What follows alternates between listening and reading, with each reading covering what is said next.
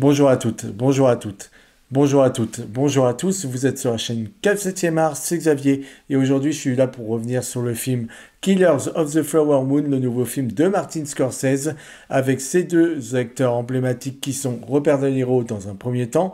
Pendant des années, Robert De Niro a été le poulain de Martin Scorsese, pour qu'ensuite Robert De Niro demande à Martin Scorsese de s'intéresser à un certain Leonardo DiCaprio et que celui-ci devienne à son tour le poulain de ce réalisateur. Ils ont à peu près 6 films chacun par ce réal et maintenant c'est le film qui les a réunis. Martin Scorsese a toujours voulu réunir ces deux acteurs.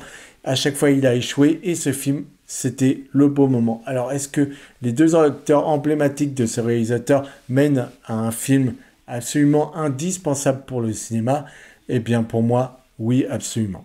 Mais on va en parler justement tout de suite.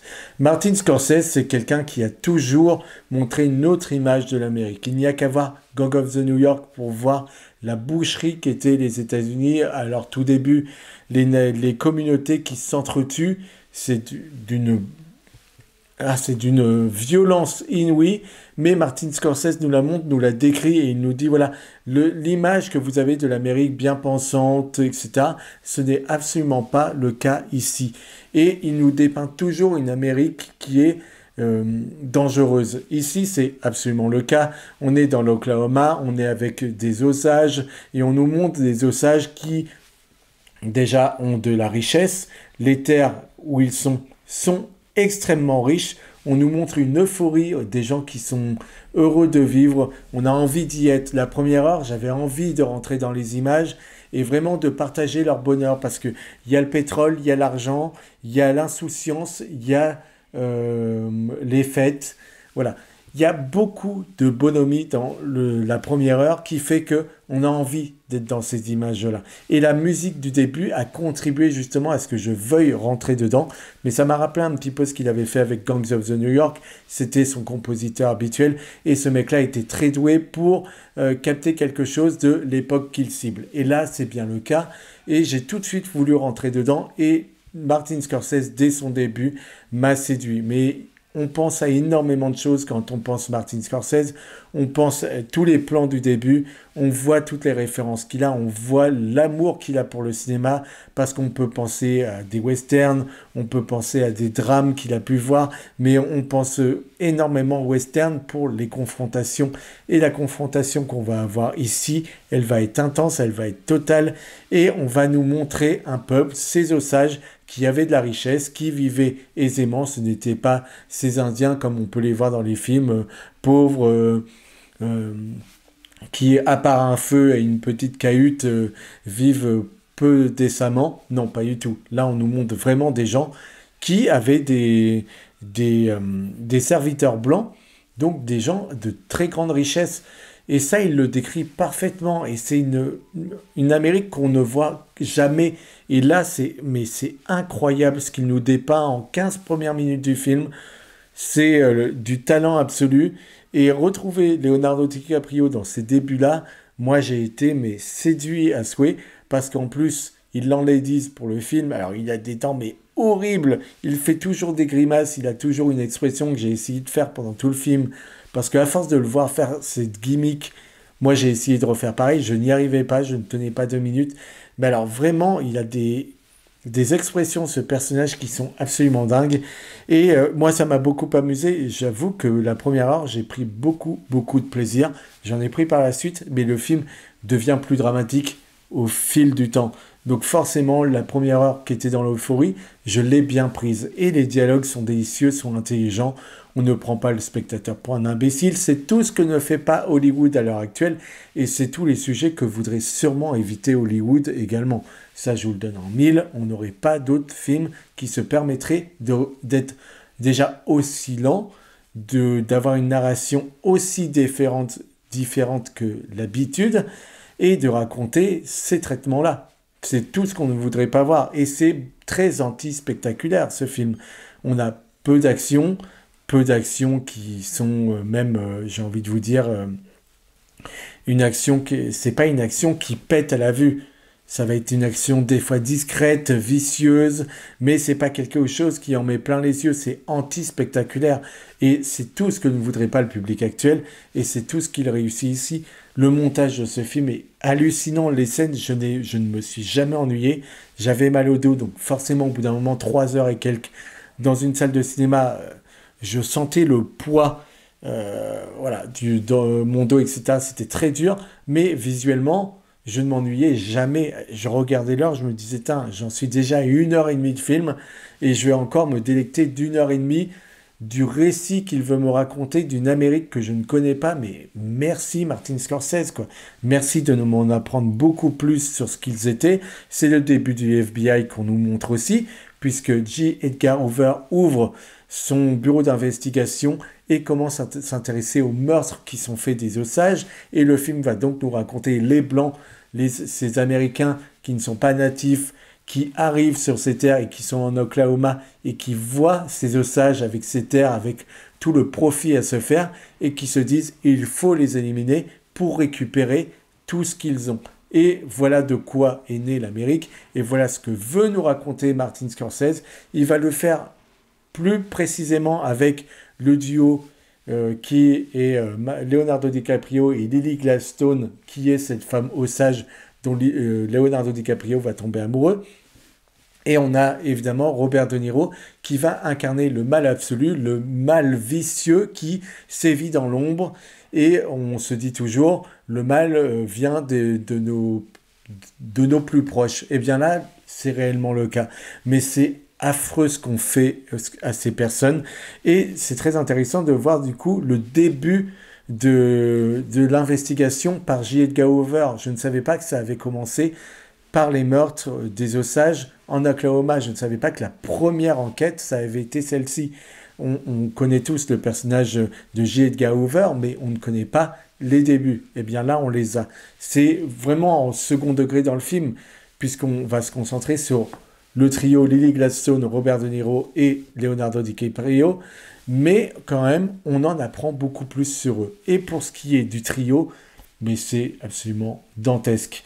Leonardo DiCaprio est, que je vous ai dit, grimé à souhait, les oreilles décollées, la coupe de cheveux ignoble, et pourtant on arrive toujours à avoir de l'affection. C'est un benet qui a peur de sa famille et qui subit les actions que lui demande son oncle.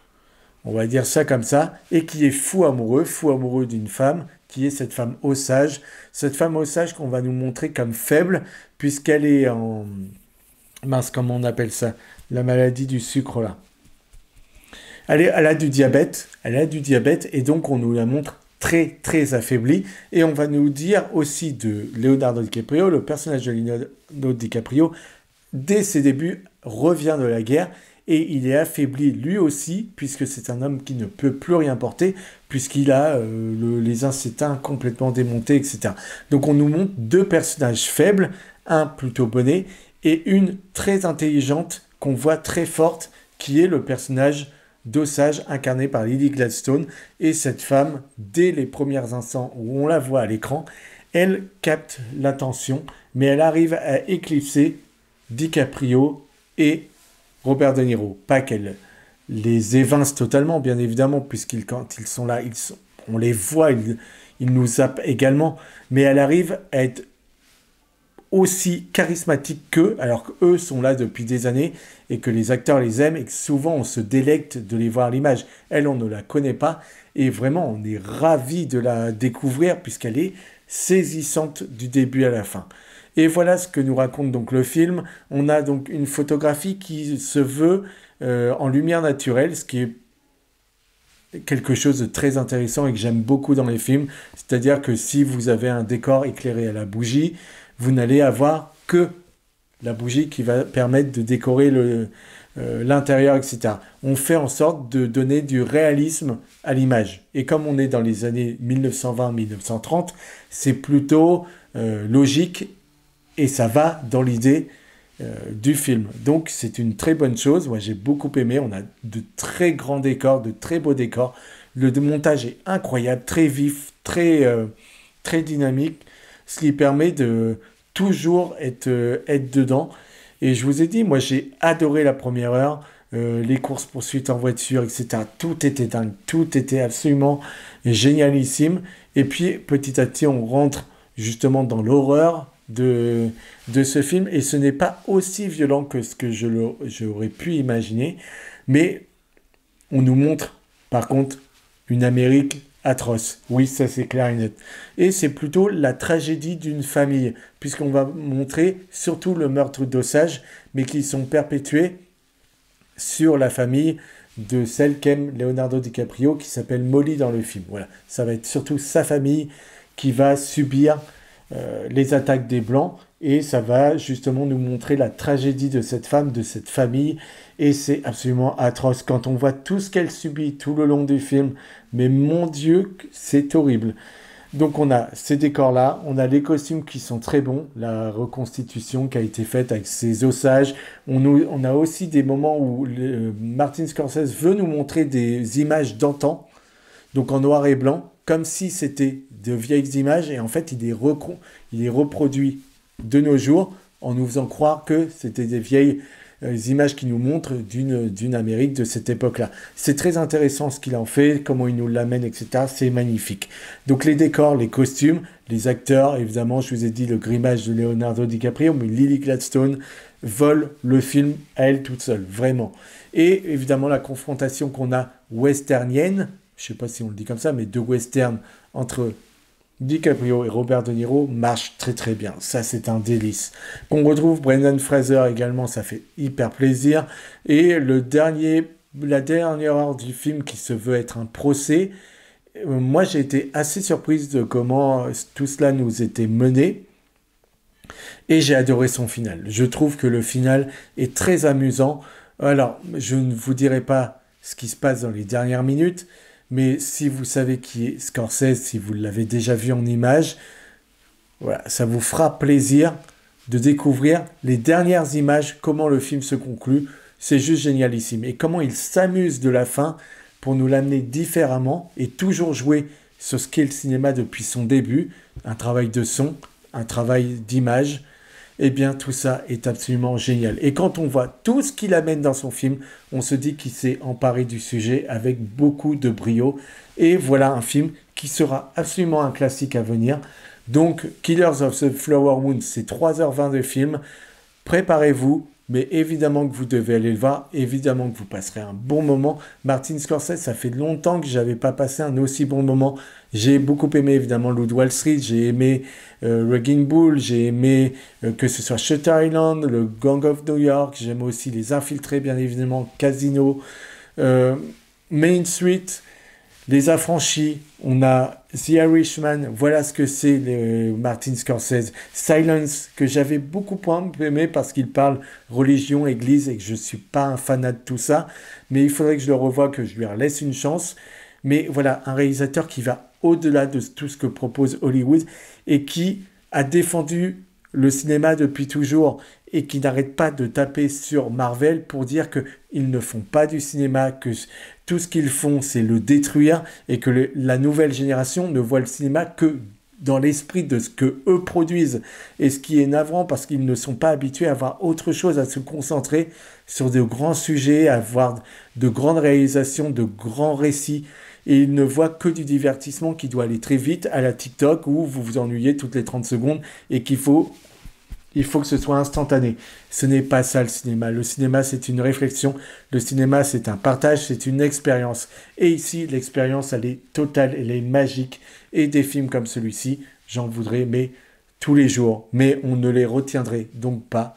Donc Martin Scorsese fait de ce film un film capital qu'on se souviendra encore longtemps. Mais monsieur a 80 ans, monsieur a encore envie de faire des films, a encore envie de tourner avec Leonardo DiCaprio et on espère que sa longévité, que sa santé sera là pour bien des années parce que ce réalisateur-là nous fascine, a toujours envie de raconter de grands récits, porter au nu tous les sujets qu'il aime, tous les thèmes qu'il aime et mon Dieu qu'il le fait bien et mon Dieu qu'on a envie de l'écouter. Vous pouvez donc liker cette vidéo, commenter si vous avez aimé le film, si vous l'avez trouvé long. N'hésitez pas à me faire votre retour. Et puis, bien évidemment, on se retrouve très vite, mais abonnez-vous à cette chaîne, commentez, partagez, likez. On se retrouvera très vite. Merci de m'avoir écouté jusqu'au bout. Et encore une fois, vive le cinéma.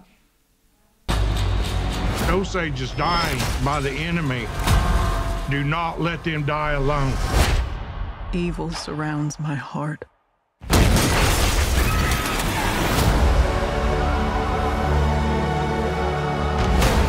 You gotta pick a side. I don't even know if you love me anymore. Of course I love you. And kill these men who killed my family. Did your wife say who she was most afraid of?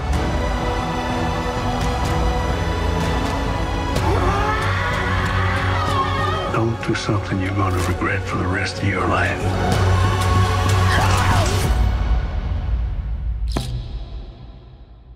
I ain't got nothing but regret.